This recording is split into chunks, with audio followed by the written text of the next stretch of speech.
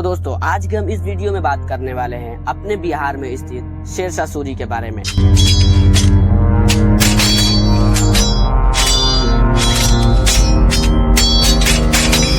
इन्होंने बहुत कम समय में ही बदल दी थी हिंदुस्तान की सूरत।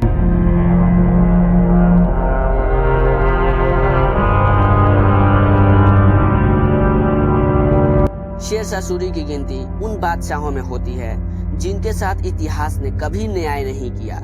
शायद उसका कारण ये रही हो कि उन्होंने सिर्फ 5 वर्ष तक ही भारत पर राज किया था और उनकी मौत के 10 वर्ष के भीतर ही उनके वंश का शासन भी समाप्त हो गया। शेरशाह का शासन भले ही 5 वर्षों तक रहा हो, लेकिन उसका शासन, बारीकी और क्षमता, हिंदुओं और मुस्लिमों को साथ लेकर चलने वाला अनुशासन, प्रियता और रणनीति बनाने में वो अकबर से कम नहीं था। शेरशाह सूरी का असल नाम फरीद था।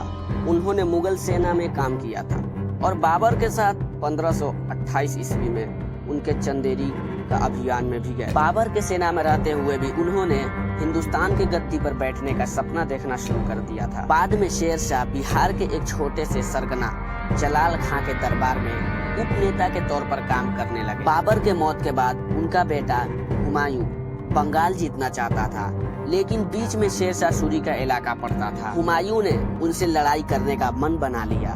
मशहूर इतिहासकार फरहत नसरीन एक इतिहास बुक में लिखती है कि शेरशाह की महत्वाकांक्षा इसलिए बढ़ी क्योंकि बिहार और बंगाल उनका पूरा नियंत्रण था और वो मुगल बादशाह हुमायूं के लिए बहुत बड़ा खतरा बन गए। शेरशाह हुमायूं से कहीं बेहतर थे। वर्ष 1537 में दोनों की सेना उत्तर प्रदेश के चौसा में एक दूसरे के सामने थी, लेकिन जंग होने से पहले हुमायूं ने एक दूत को शेरशाह के पास भेजा। जब हुमायूं का दूत मोहम्मद अजीज अफगान खेम में पहुंचा तो उसने देखा कि शेरशाह कड़ी धूप में अपनी आस्तीनें ऊंची किए हुए कुल्हाड़ी से एक पेड़ के तने काट रहे थे। जमीन पर बैठकर ही उन्होंने हुमायूं का संदेश सुना। अजीज ने ही दोनों के बीच समझौता करवाया, जिसके तहत ये तय हुआ कि मुगलिया झंडे के तहत बंगाल और बिहार शेरशाह सूरी को दे दिए जाएंगे। इसके कुछ समय बाद 15 मई 1740 को कन्नौज में हुमायूं और शेरशाह सेनाओं के बीच फिर मुकाबला हुआ। हुमायूं की सेना शेरशाह की तुलना में काफी बड़ी थी। यहाँ शेरशाह की सेना में 15,000 सेना थी, जबकि हुमायूं की सेना में 40,000 से कम सेना नहीं थी। लेकिन हुमायूं की सेना ने लड़ाई शुरू होने से पहले ही उसका साथ छोड़ दिया और बिना एक भी सैनिक गवाए शेरशाह की जीत हो गई। जब हुमायूं वहां से भागने लगा तो शेरशाह ने उसका पीछा करने के लिए अपना एक सैनिक पीछे लगा दिया। अब्बास सरवानी एक किताब में लिखते हैं कि गॉड को निर्देश था कि वो हुमायूं से लड़ने के बाद बजाय सिर्फ उसका पीछा करे हुए बचे खुचे सैनिकों के साथ किसी तरह आगरा पहुंच जाए। आगरा पहुंचकर अपनी बेगम दिलदार को लिया और उसने खजाने में से कुछ धन लेकर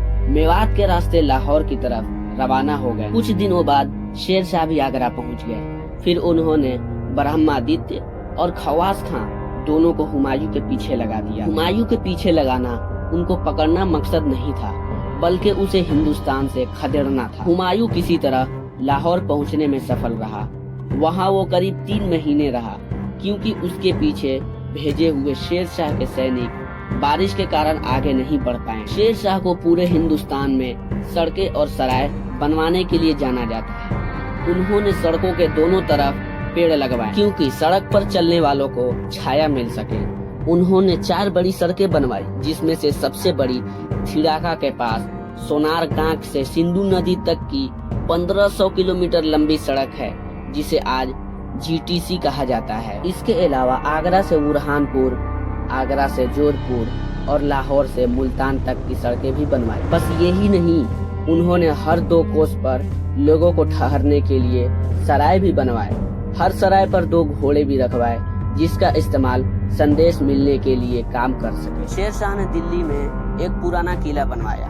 उनकी मानसा दिल्ली में एक छोटा सा शहर बनवाने की थी। पुराने किले के अंदर ही किला कुल्हा मस्जिद बनवाई, लेकिन सासाराम में बने उनके मकबरे के स्थापित किला का बेहतरीन नमूना माना जाता है। तो दोस्तों, इसी तरह हिस्ट्री वीडियो देखने के लिए आप हमारे वीडियो को लाइक और चैनल पर नए हैं तो चैनल को सब्सक्राइब जरूर से कर लें और आपको नया से नया हिस्ट्री वीडियो मिलते रहेंगे।